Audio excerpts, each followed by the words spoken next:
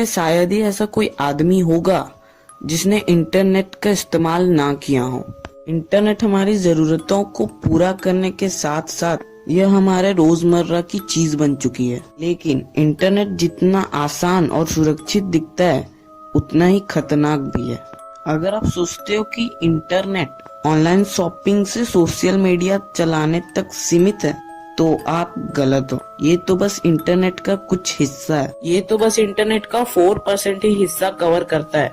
बाकी का बचा 96% तो आपने कभी चलाया ही नहीं है। आप इंटरनेट में जितने भी वेबसाइट आज तक चलाए हो वो बस इंटरनेट का 4% ही हिस्सा है और बाकी का 96% बचा हिस्सा इंटरनेट का आपसे हमेशा छुपाया गया है और उसे ही हम दी डार्क वेब बोलते हैं। आप इस इमेज को देख के समझ सकते हो कि इंटरनेट कैसे आपस में बटा हुआ है। आप जो ऊपर में देख रहे हो सरफेस वेब, जो पानी के सरफेस से ऊपर मौजूद है, बस उतना ही इंटरनेट आप चला सकते हो। बाकी जो नीचे आप डीप वेब और डार्क वेब देख रहे हो वही है इंटरनेट का बाकी 96% बचा हिस्सा और आप इसे गूगल जैसे सर्च इंजन से नहीं चला सकते हो। डीप वेब और डार्क वेब को चलाने के लिए एक स्पेसिफिक सर्च इंजन आता है जिसे हम टॉर ब्राउजर बोलते हैं। अब गूगल और टॉर ब्राउजर में बहुत डिफरेंस है। गूगल में वेबसाइट्स की डोमेन .com और .in से होती है, लेकिन टॉर ब्राउजर का डोमेन .onion से होता है। अब ओनियन इसीलिए चुना गया क्योंकि ओनियन का स्ट्रक्चर बहुत घुमावदार होता है और टॉर ब्राउजर भी कुछ उसी तरह का होता है, एकदम घुमावदार, और इसीलिए उसका डोमेन .onion चुना गया। अब आपके मन में एक सवाल उठ रहा होगा कि डार्क वेब और सरफेस वेब में क्या डिफरेंस है। तो dark web generally illegal purposes के लिए यूज किया जाता है, जैसे कि चाइल्ड ट्रैफिकिंग और स्मगलिंग जैसे आदि काम। अब आप गूगल में ऑनलाइन शॉपिंग तो जरूर किए होंगे, ठीक वैसे ही टॉर ब्राउजर में भी आप शॉपिंग कर सकते हो, लेकिन दोनों में जो प्रोडक्ट्स मिलता है उसमें बहुत डिफरेंस है।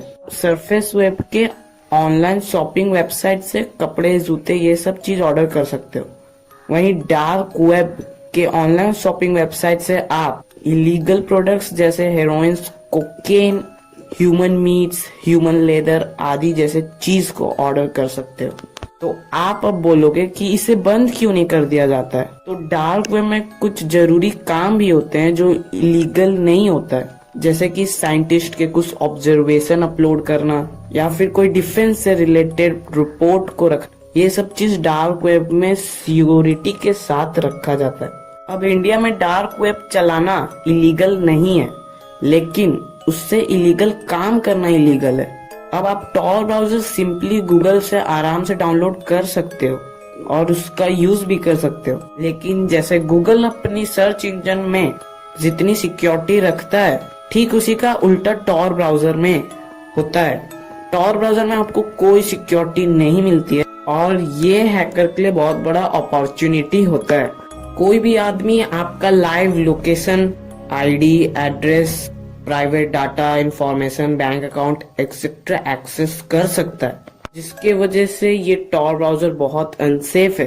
कईयों ने इसके वजह से आत्महत्या जैसे कदम उठाने के लिए मजबूर हो गए, क्योंकि ऐसे में आपको कोई भी ब्लैकमेल कर सकता है। मैं तो अपनी सलाह दूंगा कि आप जितना हो सके इस चीज से दूर रहें और अगर करने की भी कोशिश करें तो किसी एक्सपर्ट के अंदर, वरना इसका इंजाम बुरा होगा। डार्क वेब में कोडर का कोई भी आदमी उसके इंफॉर्मेशन के बारे में नहीं पता लगा सकता है, जिसकी वजह से वो वेबसाइट किसने बनाई, कब बनाई, किसको नहीं पता चलेगा। इधर आप जितना अंदर जाओगे उतना जाते जाओगे।